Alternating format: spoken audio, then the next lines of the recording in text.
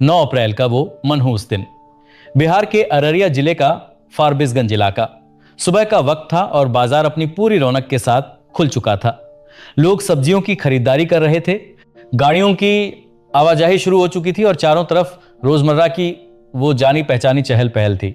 लेकिन किसी ने सपने में भी नहीं सोचा था कि अगले कुछ ही मिनटों में ये आम सी लगने वाली सुबह एक ऐसे खौफनाक और दिल दहला देने वाले मंजर में बदल जाएगी जिसकी गूंज पूरे देश को हिलाकर रख देगी।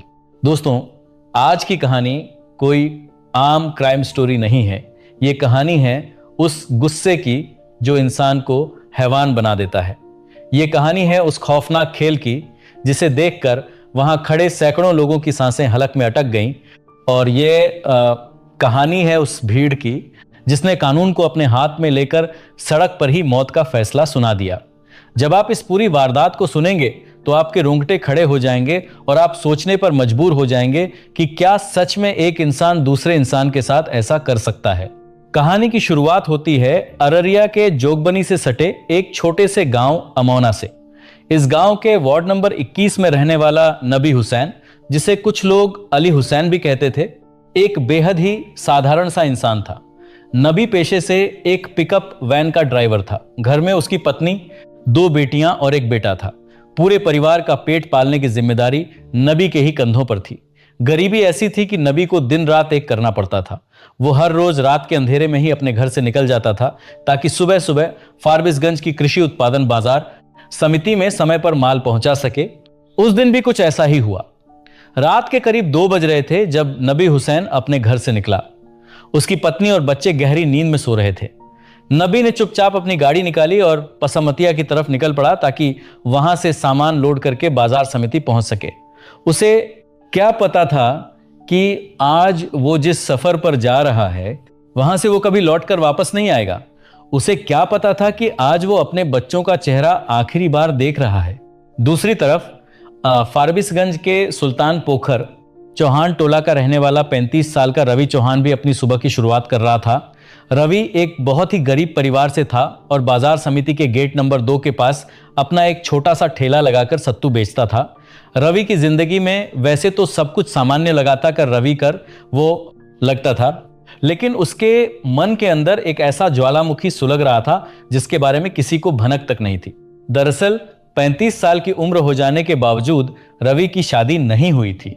हमारे समाज में जब किसी की उम्र ढलने लगती है और उसकी शादी नहीं होती तो आस पड़ोस के लोग, यार दोस्त और समाज उसे ताने मारने से बाज नहीं आते। रवि के साथ भी कुछ ऐसा ही हो रहा था। लोग अक्सर उसे चिढ़ाते थे, उसका मजाक उड़ाते थे। बाहर से देखने में रवि भले ही इन बातों को हंसकर टाल देता था, लेकिन अंदर ही अंदर ये ताने उसे तीरों की तरह चुभते थे। उसका मानसिक तनाव हर दिन बढ़ता जा रहा था और यही तनाव, यही गुस्सा एक दिन एक ऐसा रूप लेने वाला था जिसकी किसी ने कल्पना भी नहीं की थी। सुबह के करीब 7 से 8 बजे का वक्त रहा होगा। नबी हुसैन अपनी पिकअप वैन लेकर मार्केटिंग यार्ड के गेट नंबर 2 के पास पहुंचता है। इसी जगह पर रवि चौहान अपना सत्तू का ठेला लगाता था। बताया जाता है कि इन दोनों के बीच पहले से भी जान पहचान थी। दोनों आपस में कभी कभार हंसी मजाक भी कर लिया करते थे। लेकिन उस दिन हवा में कुछ अजीब सी बात थी। नबी हुसैन ने अपनी पिकअप वैन रवि के ठेले के बिल्कुल पास लाकर खड़ी कर दी। रवि को यह बात नागवार गुजरी। उसने नबी से कहा कि गाड़ी हटाओ, मुझे अपना ठेला लगाना है। नबी ने भी पलटकर जवाब दिया कि पहले तुम अपना ठेला साइड करो। पार्किंग को लेकर शुरू हुई ये एक बहुत ही मामूली सी बहस थी। ऐसी बहस जो सड़कों पर हर दिन हजारों लोगों के बीच होती है और फिर सब अपने अपने रास्ते चले जाते हैं। लेकिन उस दिन बात सिर्फ पार्किंग की नहीं थी। बहस करते करते दोनों के बीच की तल्खी बढ़ने लगी।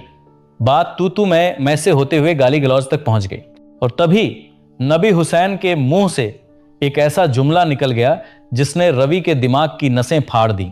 गुस्से में नबी ने रवि की दुखती रग पर हाथ रख दिया। उसने रवि की बिना शादी वाली बात पर ताना मारते हुए कहा, और सतवाइन जी कहां हैं? ये शब्द रवि के कानों में पिघले हुए शीशे की तरह उतरे। वो ताने जो वो सालों से बर्दाश्त कर रहा था, वो बेइज्जती जो वो हर दिन सहता था, वो सब कुछ एक झटके में उसके दिमाग पर हावी हो गया। रवि का गुस्सा 7वें आसमान पर पहुंच गया। उसकी आंखें गुस्से से लाल हो गईं और उसके अंदर का इंसान उसी पल मर गया और उसकी जगह एक खूंखार हैवान ने ले ली।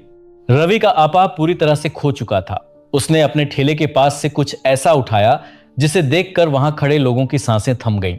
इससे पहले कि नबी हुसैन हालात की गंभीरता को समझ पाता या पीछे हट पाता, रवि का बेकाबू गुस्सा एक भयानक तूफान बनकर उस पर टूट पड़ा।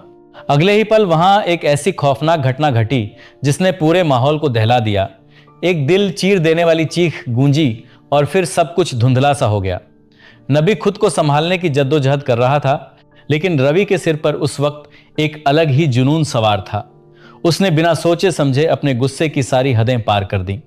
नबी उस भयानक प्रहार से अपना संतुलन खो बैठा और लड़खड़ाता हुआ बीच सड़क पर गिर पड़ा।